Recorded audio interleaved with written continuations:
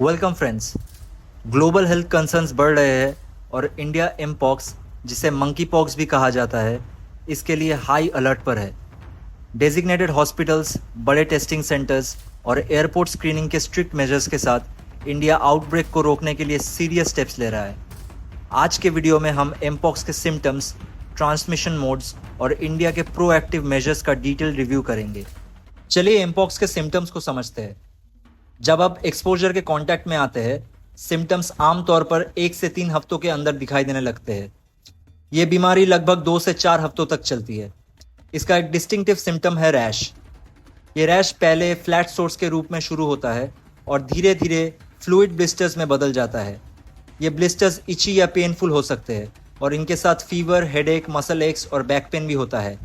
और भी सिम्टम्स है जैसे स्वोलन लिम्फ नोड्स, चिल्स और एग्जॉशंस, जो अक्सर रैश के पहले दिखाई देता है। एमपॉक्स का स्प्रेड कैसे होता है ये समझना जरूरी है ताकि इसके ट्रांसमिशन को हम रोक सके। वायरस कई रूट से स्प्रेड होता है।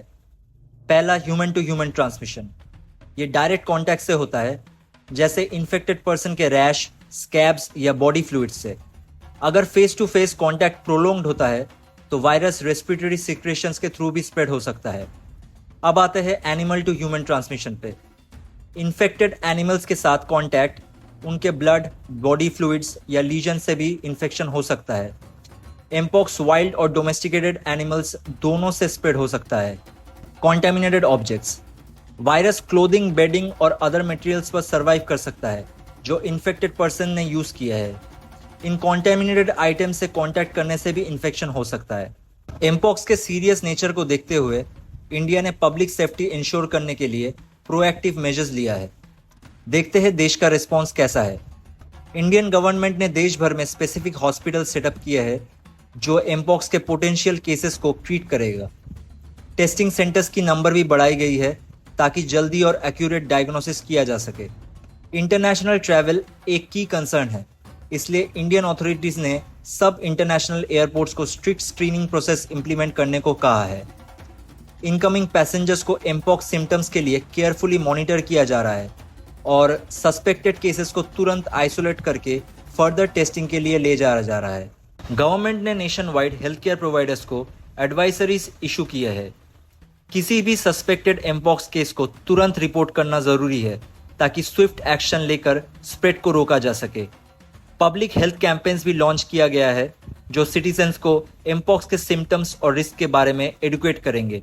फिलहाल इंडिया में लार्ज स्केल आउटब्रेक का रिस्क लो है, लेकिन अथॉरिटीज किसी भी चांस को नहीं छोड़ रहे हैं। इंटरनेशनल पॉइंट्स ऑफ एंट्री पर विजिलेंस पर्टिकुलरली हाई है, जहां इंपोर्टेड केसेस का रिस्क सबसे ज्यादा है। ग्लोबली एमपॉक्स एक सीरियस कंसर्न रहा है, लेकिन इंडिया का रिस्पॉन्स दिखाता है कि गवर्नमेंट इस थ्रेट को कितना सीरियसली ले रही है।